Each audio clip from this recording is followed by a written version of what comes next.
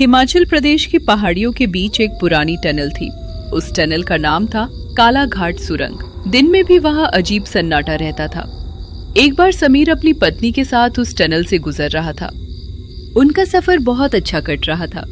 टीना डर गई। समीर, ये कैसी आवाजें हैं? तुमने सुनी ना? हाँ, कोई औरत बहुत जोर जोर से चिल्ला रही है, लेकिन इस टनल में हमारे सिवा तो कोई भी नहीं है। फिर ये आवाजें कहाँ से आ रही हैं? समीर, मुझे तो बहुत डर लग रहा है। जल्दी निकलो इस टनल से, जल्दी। फिर समीर डर के मारे गाड़ी तेजी से भगाने लगा, लेकिन कुछ ही देर में समीर की आंखें पूरी सफेद हो गई। समीर, तुम्हें क्या हो रहा है? तुम्हारी आंखों को क्या हुआ? टीना समीर का हाथ पकड़कर उसे जोर जोर से हिलाने लगी, लेकिन समीर टीना की आवाज नहीं सुन पा रहा था। समीर अपनी सुध-बुध खो बैठा था। ऐसा लग रहा था जैसे समीर पर किसी शैतानी ताकत का कब्जा हो। तभी समीर तेजी से गाड़ी टनल की दीवार पर मार देता है और उसकी मौत हो जाती है। फिर टीना सारी आपबीती पुलिस को बताती है। उसकी ये कहानी आसपास के पूरे गांव में फैल जाती है। इस हादसे के बाद रात होते ही लोग उस रास्ते से गुजरने से डरने लगे, क्योंकि गांव वालों को यकीन हो गया था कि उस टनल के अंदर एक औरत दिखाई देती है जो लोगों को अपने वश में कर लेती है।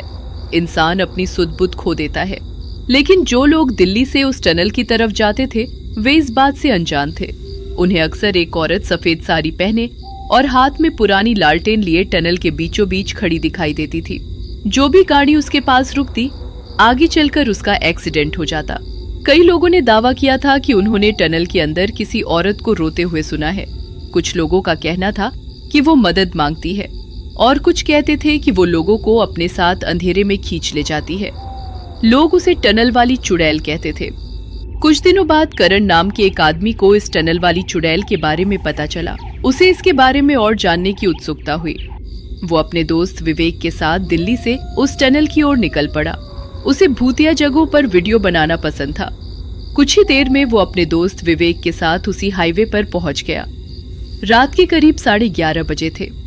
हाईवे पर घना कोहरा फैला हुआ था। गाड़ी की हेडलाइट्स मुश्किल से कुछ मीटर आगे तक दिखा पा रही थी। यार करण, मुझे रास्ता बिल्कुल ठीक नहीं लग रहा। पिछले आधे घंटे से ना कोई गाड़ी दिखी, ना कोई इंसान। तेरी ये भूत प्रेतों के बारे में जानने की उत्सुकता किसी दिन हमें ले डूबेगी। यही तो चाहिए हमें। सुनसान जगह, अंधेरा और डरावना माहौल। वीडियो कमाल की बनेगी। तू डर मत, मैं हूं ना। वीडियो अपनी जगह है, लेकिन पता नहीं क्यों ऐसा लग रहा है जैसे कोई हमें देख रहा हो। तू ज्यादा हॉरर फिल्में देखने लगा है। डर मत, कुछ नहीं होगा। चल गाने चलाते हैं, तेरा डर थोड़ा कम हो जाएगा। जैसे ही करण ने गाना चलाया, उसमें से अजीब अजीब आवाजें आने लगी, जैसे कोई जोर जोर से रो रहा हो। ये क्या चला रहा है भाई?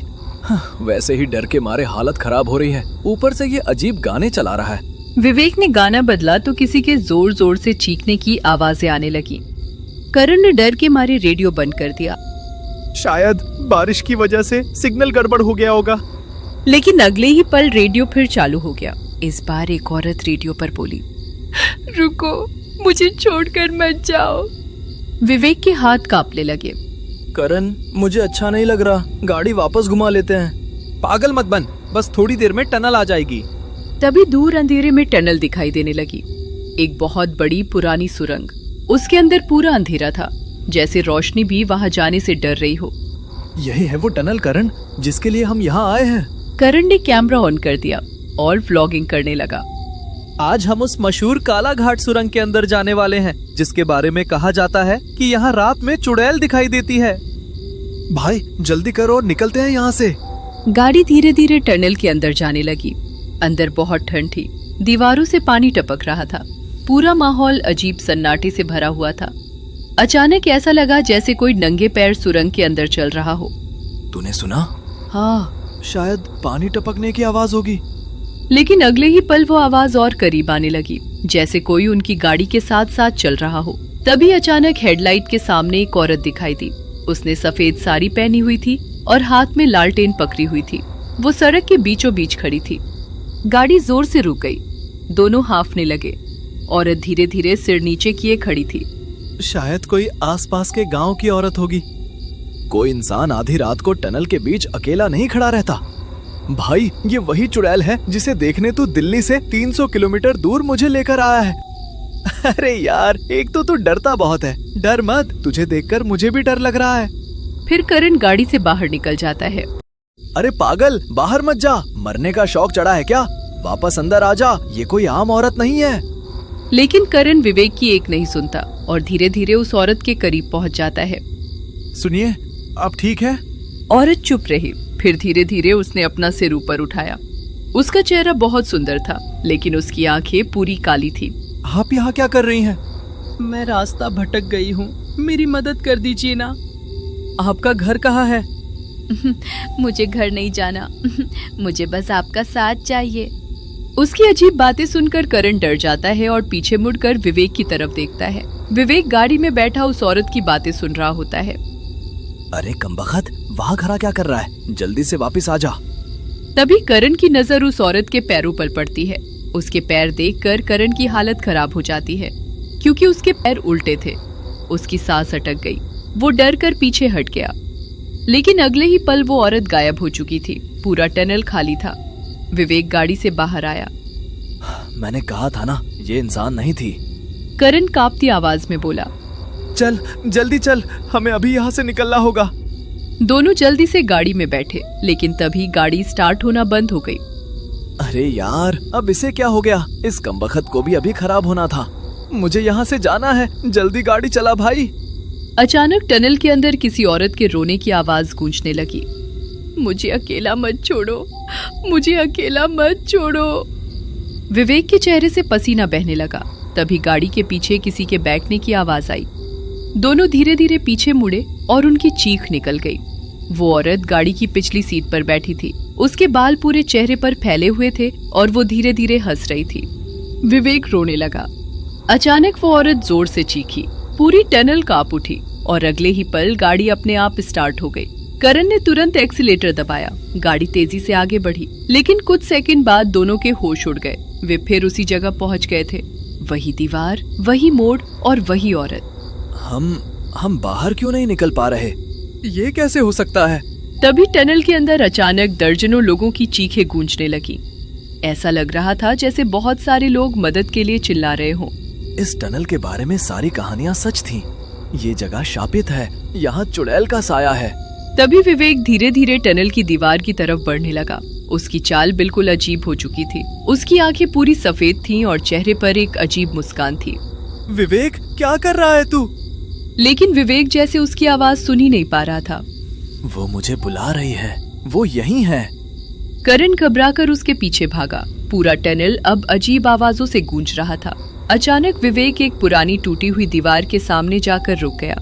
विवेक धीरे धीरे दीवार पर हाथ रखने लगा।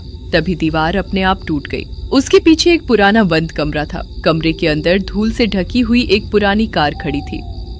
ये कार यहाँ कैसे आई? तभी अचानक पीछे से वही औरत दिखाई दी, लेकिन इस बार वो डरावनी नहीं लग रही थी। कार के अंदर एक औरत का कंकाल पड़ा था। उसके हाथ में टूटा हुआ मंगलसूत्र था। साथ ही कुछ पुराने अखबार पड़े थे। करण ने कांपते हाथों से अखबार उठाया और उसके होश उड़ गए। उस खबर में लिखा था, टनल में एक्सीडेंट में महिला की मौत, लेकिन नीचे छोटे अक्षरों में लिखा था, स्थानीय लोगों का दावा, ये हादसा नहीं, हत्या थी। करण समझ चुका था, मीरा की मौत एक्सीडेंट नहीं थी, उसका मर्डर हुआ था। तभी अचानक विवेक जोर जोर से हंसने लगा। उसकी आवाज बदल चुकी थी। सच, इतने साल बाद आखिर किसी ने सच देख ही लिया। उन्होंने मुझे मारा था और फिर इस टनल में छिपा दिया। अचानक पूरी टनल कांपने लगी। करण समझ चुका था कि मीरा की आत्मा विवेक के शरीर में आ चुकी थी। अगर तुझे इंसाफ चाहिए तो मेरे दोस्त को छोड़ दे। विवेक की आंखों से आंसू बहने लगे। कोई मेरा सच दुनिया तक पहुंचाए, बस यही चाहती हूँ। करण तुरंत कैमरा उठा लेता है। वो पूरी कार, कंकाल और अखबार रिकॉर्ड करने लगता है। मैं सबको सच बताऊंगा। तुम्हारे साथ जो हुआ वो पूरी दुनिया को पता चलेगा। कुछ सेकंड तक पूरा टनल शांत हो गया। फिर धीरे धीरे विवेक जमीन पर गिर पड़ा। उसकी आंखें सामान्य हो गई। उसी समय मीरा की आत्मा उसके शरीर से बाहर निकली। अब वो चुड़ैल जैसी नहीं लग रही थी। काश उस रात कोई मेरे लिए भी रुक गया होता। फिर उसका शरीर धीरे धीरे रोशनी में बदलने लगा। पूरा टनल सफेद चमक से भर गया और अगले ही पल वो हमेशा के लिए गायब हो गई। अचानक टनल शांत हो गई। सुबह जब पुलिस आई तो करण ने सारी रिकॉर्डिंग उन्हें दे दी। पुराना केस दोबारा खोला गया और कुछ महीनों बाद मीरा के गुनहगारों को सजा मिल गई। उस रात के बाद काला घाट सुरंग में फिर कभी कोई हादसा नहीं हुआ।